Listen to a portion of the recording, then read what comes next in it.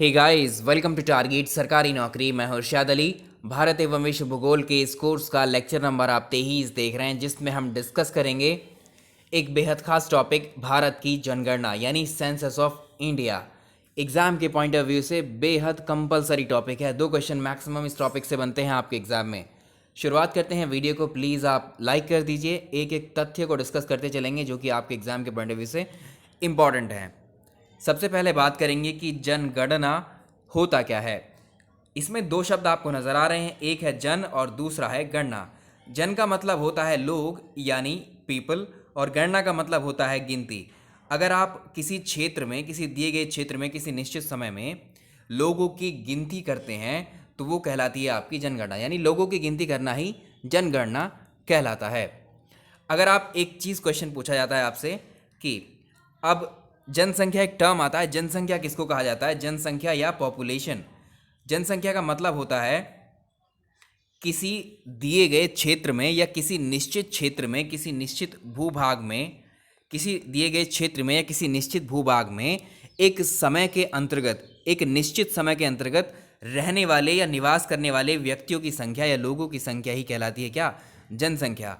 और जब कभी हम जनसंख्या का अध्ययन करते हैं, जनसंख्या का अध्ययन करते हैं तो उसे हम कहते हैं demography. Study of population is called as demography. इस टर्म को भी याद रखना, है क्वेश्चन पूछा हुआ है। या जनसंख्या का अध्ययन जनसांख्यिकी यानी डेमोग्राफी कहलाता है। अब बहुत इंपॉर्टेंट क्वेश्चन इसमें से ये बनता है कि विश्व में जनसंख्या दिवस या पॉपुलेशन डे कब मनाया जाता है? 11 जुलाई को जो है पॉपुलेशन डे या वर्ल्ड पॉपुलेशन डे सेलिब्रेट किया जाता है। अब जब लोगों की गिनती के बारे में बात आई तो भारत में ये लोगों को गिनना या जनगणना कब शुरू की गई थी? ब्रिटिश काल में शुरू की गई थी, जब अंग्रेज हमारे देश में थे।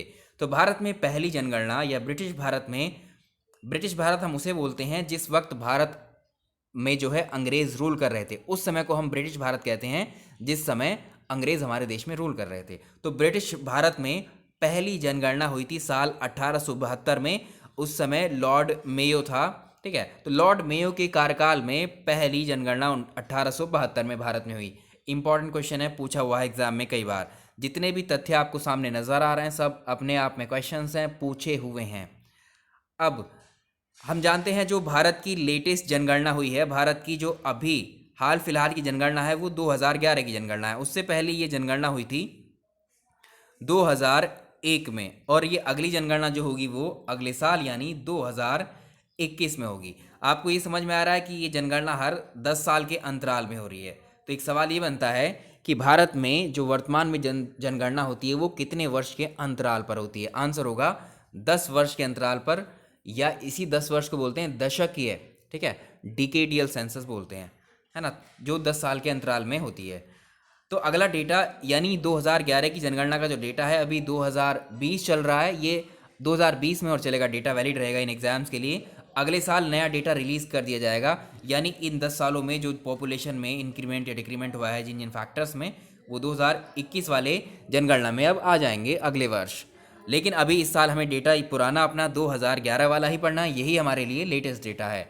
तो अगर हम 10 साल की बात कर रहे हैं कि भारत की जनगणना हर 10 साल के गैप में की जाती है, तो ये कब शुरू हुई? 1872 में तो लॉर्ड मेयो के कार्यकाल में जनगणना शुरू हो गई थी, लेकिन वो रेगुलर नहीं थी 10 साल के अंतराल में। जब ब्रिटिश भारत में प्रत्येक 10 साल के अंतराल में जो जनगणना शुरू हुई थी वो साल 1881 से शुरू की गई थी। उस वक्त लॉर्ड रिपन का कार्यकाल था भारत में। तो first decadal census in India was conducted in 1881, 1881 during Lord Ripon. और अब बात करेंगे, अब जो ये 2011 की जनगणना है, अगर हम बात करें 1872 से लेकर 2011 तक, अब तक कितनी जनगणनाएं, कितनी बार भारत में जनगणनाएं हो चुकी हैं? अब तक भारत में टोटल 15 जनगणनाएं हो चुकी हैं, और ये 2011 की जो जनगणना है वो भारत की 15वीं जनगणना है। 1872 से बात चल रही है यहाँ से। अगर हम स्वतंत्रता के बाद देखें, अगर हम इंडिपेंडेंस के बाद देखें, स्वतंत्रता के बाद जो 2011 की जो जनगणना है ये भारत की 7वीं जनगणना है। और 21वीं शताब्दी के बाद हम बात करें, यानी 2000 के बाद से ये 21वीं शताब्दी लग गई है, उसके बाद ये हमारी दूसरी जनगणना है। एक तो 2001 में हुई थी 21वीं शताब्दी में, और दूसरी हुई थी 2011 में, ठीक है। तो ये फैक्ट है आपको। अब जो 2011 की जनगणना हुई थी, इस जनगणना का थीम क्या रखा गया था, इसका विषय क्या था? आवर सेंसस आवर फ्यूचर, हमारी जनगणना हमारा भविष्य। अब जनगणना जो एक विषय है, आप जानते हैं जनगणना से संबंधित जितने भी नियम कानून बनेंगे उसमें कानून बनाने का अधिकार केवल संघ को है, सेंटर को है, पार्लियामेंट को है। तो ये एक संघ सूची का विषय है, ये क्वेश्चन भी पूछा जा चुका है। जनगणना अधिनियम आया था साल 1948 में, क्वेश्चन भी पूछा हुआ है। अगर हम बात करें इसके सर्वोच्च अधिकारी की, तो महारजिस्ट्रार और जनगणना आयुक्त जो है, यानी रजिस्ट्रार जनरल और सेंसस कमिश्नर, अभी फिलहाल कौन है? ये 2019 में अपॉइंट हुए हैं अभी, डॉक्टर विवेक जोशी। ये करंट अफेयर ऐड हो गया आपके लिए, किसका? सेंसस ऑफ इंडिया का। और इनसे पहले थे सी चंद्रमौली जो थे रजिस्ट्रार जनरल थे इनसे पहले। ये 2019 में अभी अपॉइंट हुए हैं। अब बात करेंगे, देखिए जनगणना जब हुई है तो भारत की जनगणना साल 1921 से पहले अगर आप देखें तो एक नॉर्मल रेट पर ही थी, इतनी ज़्यादा वृद्धि नहीं होती थी भारत की जनसंख्या में। 1921 के बाद में इतना ड्रास्टिकली चेंज, एकदम से भारत की जनसंख्या बढ़नी शुरू हो जाती है। तो इसी 1921 वर्ष को हम रेफरेंस ईयर मानते हैं, यानी इससे पहले जो पॉपुलेशन थी इंडिया की 1921 से और 21 के बाद की, इसको हम मानते हैं एक तरीके से डिवाइड कर रहा है ये एक, यानी 1921 वर्ष जो है जनसंख्या का एक महान विभाजक ईयर कहलाता है, ग्रेट डिवाइडिंग ईयर। ये क्वेश्चन भी बना हुआ है एग्जाम में कि वर्ष 1921 को भारत की जनसंख्या का महान या वृहत विभाजक वर्ष कहते हैं, या महान विभाजक या great dividing year. Great dividing year कहने का मतलब ये है कि साल 1900 पहले तक जितनी जनगणना या भारत की पॉपुलेशन थी वो उसमें इतनी ज़्यादा चेंज या इतनी ज़्यादा वृद्धि नहीं होती थी, नॉर्मल रेट पर थी। लेकिन यहाँ के बाद में बहुत तेज़ी से जनसंख्या वृद्धि हो जाती है 1921 के बाद, इसीलिए इसको रेफरेंस लिया गया है। अगर बात करें भारत में वृद्धि की ही बात कर रहे हैं, तो भारत की जनसंख्या की जो वृद्धि हुई थी सबसे ज़्यादा अभी तक सबसे ज़्यादा हुई थी 1961 से लेकर 1971। ये 10 वर्ष के समय में भारत की पॉपुलेशन 24.80% में वृद्धि हुई थी इतनी। ये याद रखेंगे, क्वेश्चन पूछा हुआ। Maximum decadal growth in population of India in 1961 to 71। अब देखिए 2011, अब हम बात करेंगे हमारी जो जनसंख्या है वो जो गणना की जा रही है वो हर 10 साल के अंतराल पे की जा रही है। इससे पहले जनसंख्या की जो गणना की गई थी 2001 में की गई थी, अब 2011 का डेटा हमारे पास में है। अगर इस 10 साल में देखें, इस 10 साल के दशक में भारत में कितनी पॉपुलेशन बढ़ गई, तो इसमें 18.18 करोड़ लोग बढ़ गए, यानी इतनी पॉपुलेशन ऐड हो गई। और ये जो है 17.7%, यही जनसंख्या 17.7% में आप बताएंगे इतनी होती है। तो 2001 से लेकर 2011 तक भारत में जो पॉपुलेशन इंक्रीज हुई है 17.17% हुई है। अगर आपको डेटा एग्जैक्ट पूछेगा करोड़ में तो 18.18 करोड़। अगर आप विश्व में देखें सबसे ज़्यादा जनसंख्या वाला देश चाइना है, ये आप जानते हैं, नॉर्मल क्वेश्चन है आजकल के ये। भारत सेकंड पोजीशन पर है, अमेरिका तीसरे नंबर पर है। अमेरिका जनसंख्या के मामले में भी विश्व में तीसरे स्थान पर है, और ये क्षेत्रफल के हिसाब से भी विश्व का तीसरा सबसे बड़ा देश है अमेरिका, यूएसए। चलिए अब बात करते हैं अपने जनगणना 2011 के बारे में, जो और अदर फैक्ट के डिस्कस करेंगे।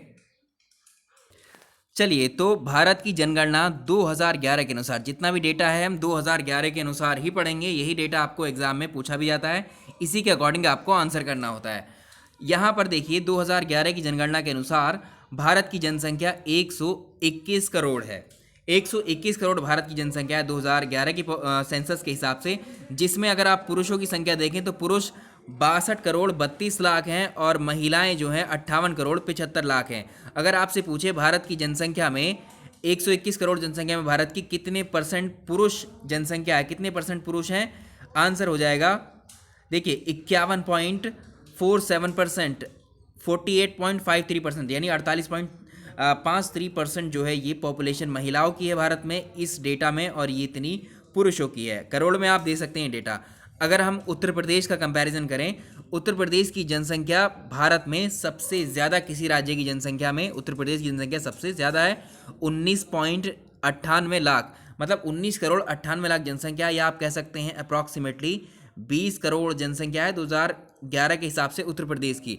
अगर हम यूपी को देखें, देखिए जनसंख्या के हिसाब से ये भारत का सबसे बड़ा राज्य हो जाता है, और इसमें अगर आप देखेंगे पुरुषों की जनसंख्या कितनी है या पुरुषों की पॉपुलेशन परसेंटेज कितना है, 52.28%, या महिलाओं का 47.72% है। करोड़ में भी आप इस संख्या को ऐसे देख सकते हैं।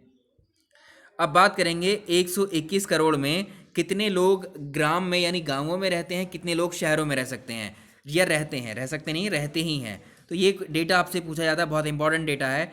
121 करोड़ में भारत में जो ग्रामीण यानी गांवों में बसने वाले जो लोग हैं वो हैं 68.84% या 68.9%। 9 क्यों लिखा हमने यहाँ पर? जब कभी हम यहाँ संख्या दशमलव के बाद 5 से बड़ी होती है तो उसको राउंड ऑफ करने के लिए हम एक बढ़ा देते हैं उसमें। तो 68.9% या आप कह लीजिए कितना, इतनी परसेंट पॉपुलेशन भारत की कहाँ निवास करती है? गाँवों में। तो भारत क्या है? गाँवों का देश है। और शहरी जनसंख्या भारत में कितनी है? 31.16%। आप देख पा रहे होंगे कितनी कम है। तो यानी आप कह सकते हैं 70% के आसपास जा रही है ये संख्या जो गांवों में निवास कर रही है भारत की। यूपी में इसको देखें आप, यूपी में 19 करोड़ पॉपुलेशन है। यूपी में सबसे ज़्यादा ग्रामीण जो जनसंख्या है वो उसका परसेंटेज कितना है? 77.70%। शहरी जनसंख्या यूपी में 22.3%। इन दोनों का कंपैरिजन किया है हमने, बहुत इंपॉर्टेंट है ये आपके लिए। अब बात करेंगे, देखिए अब गांव कितने हैं भारत के अंदर। जब ग्रामीण जनसंख्या की बात कर ही रहे हैं तो भारत में 6,40,930 गांव हैं भारत के अंदर 2011 की जनगणना के अकॉर्डिंग। चलिए आगे बढ़ जाते हैं। अब बात कर लेते हैं, देखिए एरिया वाइज। चलिए तो ये फैक्ट आपको पता है, यहाँ पर देख पा रहे हैं जनसंख्या के हिसाब से इसमें यूपी पहले नंबर पे है, सबसे बड़ा राज्य है। दूसरे नंबर पे महाराष्ट्र है, तीसरे नंबर पे बिहार है, चौथे नंबर पे पश्चिम बंगाल, पाँचवें नंबर पर आंध्र प्रदेश है। और इसको याद रखेंगे, जनसंख्या की दृष्टि से भारत का सबसे छोटा राज्य होगा Sikkim, population wise smallest state of India. अब बात कर लेते हैं कुछ नए फैक्ट की जो आपके करंट अफेयर्स यहाँ पर ऐड हुए हैं। ये देखिए, इससे पहले आप जानते हैं भारत में 29 राज्य हुआ करते थे। भारत में स्टेट की संख्या 29 थी। 29 में जो एक राज्य है जम्मू कश्मीर, जम्मू कश्मीर पहले 31 अक्टूबर 2019 से पहले राज्य हुआ करता था, लेकिन इसको 31 अक्टूबर को जो है इसका बाइफर्केशन किया गया, इसको दो अलग यूनियन टेरिटरीज में बांट दिया गया। जब इस राज्य को यूनियन टेरिटरीज में हम बांट देंगे तो इसका राज्य का दर्जा तो खत्म हो गया, अब एक राज्य यहाँ से कम हो गया, यानी राज्य एक माइनस हो गया। तो ये राज्य अब रह गए भारत में कितने? 28। ये लेटेस्ट डेटा है, कुछ और वीडियोस में हमने डिस्कस किया था इन चीज़ों को, तो आप कंफ्यूज हो रहे थे। अब बिल्कुल करंट वाला डेटा सुन लीजिए, इसको आपको याद रखना है। तो भारत में वर्तमान में 28 राज्य हैं अभी, ठीक है। और जब यहाँ दो यूनियन टेरिटरी में बांट दिया तो पहले भारत में यूनियन टेरिटरी हुआ करती थी 7, अब ये 2 यूनियन टेरिटरी और बढ़ गई तो ये यूनियन टेरिटरी बढ़कर हो गई 9, यानी वहाँ राज्य का दर्जा खत्म हो गया जम्मू कश्मीर का, तो एक राज्य हट गया वहाँ से, 28 रह गए। लेकिन पहले यूनियन टेरिटरी 7 हुआ करती थी, यहाँ 2 और बढ़ गई यहाँ करके ये वाली, तो ये कितने होगी? 9 यूनियन टेरिटरी हो गई भारत में। 9 यूनियन टेरिटरी के बाद में भी अब जनवरी से जो है जो दादर नगर हवेली और दमन दीव हैं ये अलग अलग यूनियन टेरिटरी हुआ करती थी। दादर नगर हवेली और दमन एंड दीव ये अलग अलग यूनियन टेरिटरी हुआ करती थी। इन 9 यूनियन टेरिटरी में इनको जो है 2 को मिला करके एक कर दिया है, दमन दीव और दादर नगर हवेली, अब दोनों को मर्ज करके एक यूनियन टेरिटरी बनाएगी, यानी अब यहाँ पर एक टेरिटरी खत्म हो गई है, एक तरीके से मर्ज हो गई है, तो ये 8 ही रह गई। तो ये डेटा अब यहाँ का आपको लिखा हुआ मिला है, ये लेटेस्ट है बिल्कुल, ठीक है। तो 28 राज्य हैं भारत में और यूटी कितने हैं? 8 हैं, ठीक है। ये 31 अक्टूबर 2019 को बाइफर्केशन हुआ था जम्मू कश्मीर का। अब बात करेंगे, देखिए यहाँ देखिए, अब जनसंख्या की दृष्टि से भारत के बड़े केंद्र शासित प्रदेशों की हम बात करेंगे, यानी यूनियन टेरिटरीज। भारत में 8 यूटी हैं, लेकिन आप ध्यान रखिए जो भारत की जनगणना हुई थी वो 2011 में हुई थी। 2011 में जब जनगणना हुई थी भारत की 7 यूटी हुआ करती थी, तो इन 7 यूटी का ही क्वेश्चन पूछेगा अभी भी आपको, ठीक। अगर आपसे बात करें जनसंख्या के मामले में कौन सा यूटी है, तो दिल्ली जो है पॉपुलेशन में, दिल्ली पॉपुलेशन वाइज भारत की सबसे बड़ी यूनियन टेरिटरी है, भारत का सबसे बड़ा केंद्र शासित प्रदेश है पॉपुलेशन के मामले में। इसकी जब 2011 में जो है जनगणना हुई थी 1.6 करोड़ इसकी पॉपुलेशन थी। सेकंड नंबर पे आता है पौंडीचेरी, थर्ड नंबर पे आता है चंडीगढ़। अगर हम बात करें क्षेत्रफल की दृष्टि से भारत का सबसे बड़ा केंद्र शासित प्रदेश जब जनगणना हुई थी तो अंडमान एंड निकोबार था, ठीक है। भारत का सबसे बड़ा यूनियन टेरिटरी केंद्र शासित प्रदेश क्षेत्रफल के हिसाब से। लेकिन वर्तमान में अगर पूछे, ऐसे पूछेगा वर्तमान में 31 अक्टूबर 2019 के बाद में या जम्मू कश्मीर के 2 यूनियन टेरिटरी में बच जाने के बाद में भारत का सबसे बड़ा यूनियन टेरिटरी कौन सा है या सबसे बड़ा केंद्र शासित प्रदेश कौन सा है, वर्तमान में पूछेगा, ठीक है। तो इसका नाम नहीं लेगा वो तब। तो लद्दाख भारत का सबसे बड़ा यूनियन टेरिटरी हो गया है, ठीक है, लार्जेस्ट यूटी। और सेकंड नंबर पे जम्मू कश्मीर और थर्ड नंबर पे आ जाएगा अंडमान एंड निकोबार। ये वाला डेटा आपका ऐड होगा 2021 की जब जनगणना होगी उसमें ये ऐड होगा, ठीक है। अभी क्वेश्चन पूछेगा तो ये वर्तमान नाम लगा करके ही पूछेगा। तो सारे फैक्ट आपके सामने रख दिए हैं ताकि आप वहाँ एग्जाम में कंफ्यूज ना हो। नेक्स्ट देखें, भारत में क्षेत्रफल की दृष्टि से आप देख लीजिए, अभी हमने क्या देखा, भारत में क्षेत्रफल की दृष्टि से सबसे बड़ा राज्य है राजस्थान, क्षेत्रफल के हिसाब से सबसे छोटा राज्य है गोवा, और सबसे बड़ा केंद्र शासित प्रदेश क्षेत्रफल के हिसाब से है अंडमान निकोबार। ये 2011 की जनगणना के जो डेटा है वही बता रहे हैं हम। और सबसे छोटा केंद्र शासित प्रदेश कौन सा है एरिया में है लक्षद्वीप। अब बात कर लेते हैं कौन सा जिला भारत का सबसे छोटा है। तो लार्जेस्ट, भारत का सबसे बड़ा जिला एरिया वाइज कौन सा है, कच्छ जिला भारत का सबसे बड़ा गुजरात में। स्मॉलेस्ट या भारत का सबसे छोटा जिला एरिया वाइज कौन सा, माहे जिला है, ये पौंडीचेरी का जिला है। ये भी फैक्ट है, अपने आप में सब क्वेश्चंस बन जाते हैं। चलिए नेक्स्ट फैक्ट देखिए, जनसंख्या वृद्धि की अगर हम बात करें पॉपुलेशन ग्रोथ रेट की, तो देखिए 2011 में जो पॉपुलेशन थी भारत की वो 102 करोड़ 87 लाख थी, और 2011 में जो पॉपुलेशन है भारत की वो 121 करोड़ 8,000 इस तरह से है। अब ये हमने जो है लगभग डेटा लिया है, इसके बाद यहाँ पर एग्जैक्ट नहीं है, ये 87 लाख के बाद में कुछ हज़ार कुछ सौ होंगे यहाँ पर भी, ठीक है। तो इसमें अगर हम इंक्रीमेंट देखें तो जनसंख्या कितनी बढ़ गई, यहाँ से 18 करोड़ 18 लाख जनसंख्या बढ़ गई। ये पॉपुलेशन का एग्जैक्ट डेटा है आपको, ठीक है, यही आपको फॉलो करना है। यहाँ घटाएंगे बढ़ाएंगे तो आपको कुछ थोड़ा बहुत वेरिएशन दिखेगा, क्योंकि हमने एग्जैक्ट डेटा यहाँ नहीं लिया, लेकिन ये एग्जैक्ट डेटा है। तो मोटा मोटा आपको दिख रहा है 102 करोड़ जनसंख्या भारत की 2001 में थी, 21 में कितनी हो गई, 2011 में कितनी होगी 121 करोड़। तो इसमें कितनी वृद्धि हुई, 18.18 करोड़ जनसंख्या बढ़ गई भारत की 10 साल में, और ये रेट कितना है 17.7% की दर से। ये तो हो गया, ये आपका 17.7% दशक की वृद्धि है ये। अगर भारत में हम देखें कि हर साल इन 10 सालों में अलग अलग साल की हम देखें तो हर भारत में वर्तमान में जो वार्षिक वृद्धि दर है वो कितने परसेंट से जनसंख्या इंक्रीज कर रही है, हर साल 1.64% जनसंख्या बढ़ती जा रही है। 121 करोड़ की 1.6% जनसंख्या हर साल ऐड हो रही है, ये याद रखेंगे। साल 1911 से लेकर 1921 के दशक में जनसंख्या में ह्रास हुआ था, यानी कमी आई थी, माइनस के 0.31% जनसंख्या जो है यहाँ पर कमी आई थी, क्योंकि इस समय अकाल पड़ा था, महामारी पड़ी थी, जिसकी वजह से मरने वालों की संख्या यहाँ ज़्यादा हो गई थी। ये भी डेटा आपको याद रखना है, ये वर्ष याद रखना है। 2011 की जनगणना के अनुसार सबसे ज़्यादा जनसंख्या वृद्धि दर वाला जो जिला है वो कौन सा है, इस तरह की वृद्धि दर कहाँ हुई, एक अरुणाचल प्रदेश का जिला है, कुरुंग कुमे जिला है अरुणाचल प्रदेश का, इसमें सबसे ज़्यादा वृद्धि हुई है। अगर जिलों की बात करें, यमन पौंडीचेरी का एक जिला है, इसमें इतनी % वृद्धि हुई है। देश में अगर आप देखें सबसे ज़्यादा जनसंख्या वाले हमने जिले देख लिए, सबसे ज़्यादा जनसंख्या वाले हमने अभी राज्य देखें, केंद्र शासित प्रदेश देखें, सबसे कम जनसंख्या वाले राज्य देखें और केंद्र शासित प्रदेश देखें। अब वही चीज़ अब लागू कर दो जिलों पर।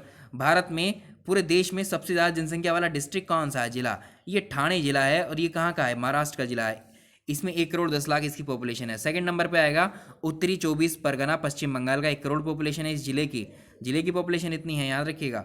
न्यूनतम जनसंख्या वाले जिले कौन कौन से हैं, दिबांग घाटी, ये अरुणाचल प्रदेश का है, यहाँ पर मात्र 7,948 लोग हैं। और दूसरे नंबर पे आता है अजाव, अरुणाचल प्रदेश का, ये दोनों जिले न्यूनतम जनसंख्या वाले, ठीक है।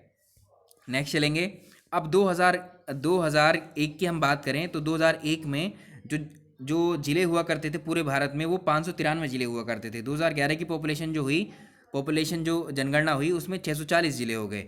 640 जिले होने पे देख रहे हैं आप कितना डिफरेंस आया इसमें, यानी 2001 के बाद 2011 की जनगणना में 47 नए जिले मिले हैं। तो 2011 में कितने नए जिले बने हैं, 47 नए जिले। तो अभी वर्तमान में आपसे पूछे 2011 में कुल जिलों की संख्या कितनी है, 640, और बढ़े हुए कितने हैं, 47 उत्तर प्रदेश में। अब इनमें अगर हम बात कर रहे हैं किसकी, 640 जिलों की, इनमें सबसे ज़्यादा जिले किस राज्य में हैं, तो हमारे उत्तर प्रदेश में सबसे ज़्यादा जिले हैं, 75 जिले हैं उत्तर प्रदेश के अंदर, ये भी याद रखेंगे आप। और यहाँ पर देखिए देश में 2001 से 2011 के दौरान में सबसे ज़्यादा जिले किस राज्य में बनाए गए थे, तो ये 8 नए जिले क्रिएट किए गए थे जम्मू कश्मीर में 2011 के टाइम में। तो जम्मू कश्मीर के कुल जिले हुए जम्मू कश्मीर के कुल, जब वो राज्य था जम्मू कश्मीर 2011 में, यानी 31 अक्टूबर 2019 से पहले तक कुल जिले हुआ करते थे किसमें, इसमें जम्मू कश्मीर में 22 जिले हुआ करते थे, 22 जिले हुआ करते। लेकिन 31 अक्टूबर 2019 के बाद से वर्तमान में जब जम्मू कश्मीर राज्य था तो 22 जिले थे। अब इसका बाइफर्केशन हो गया है, यानी अब ये 2 यूनियन टेरिटरी में बट गए हैं। भाई एक यूनियन टेरिटरी का नाम रखा गया है जम्मू कश्मीर और दूसरी का लद्दाख यूनियन टेरिटरी है। और जम्मू कश्मीर जो यूनियन टेरिटरी है इसमें 20 ज़िले हैं, लद्दाख में 2 ज़िले हैं। एग्जैक्टली यही डेटा आपको याद रखना है, ठीक है। टोटल 22 ज़िले थे।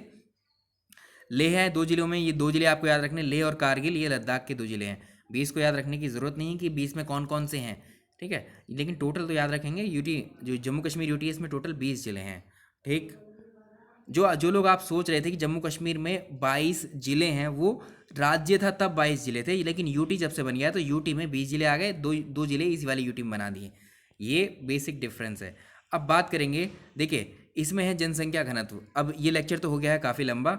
अगले लेक्चर में हम क्या करेंगे, जो इसके मेजर पॉइंट्स हैं आपके, जैसे पॉपुलेशन डेंसिटी, सेक्स रेशियो, है ना, लिटरेसी रेट, है ना, और इस तरह के जो फैक्टर हैं वो हम अगले नेक्स्ट लेक्चर में करेंगे। उस लेक्चर को भी हम आज ही करेंगे। तो इसको देख लीजिए, पसंद आया तो लाइक कर दीजिएगा, क्योंकि ज़्यादा डेटा आप जो है देखिए, इसमें पॉपुलेशन में मैं बता दूं सिर्फ डेटा ही डेटा है, आपको ये डेटा ही डेटा याद रखना है आपको, और ये एग्जाम में आता है, ठीक है। Thank you so much.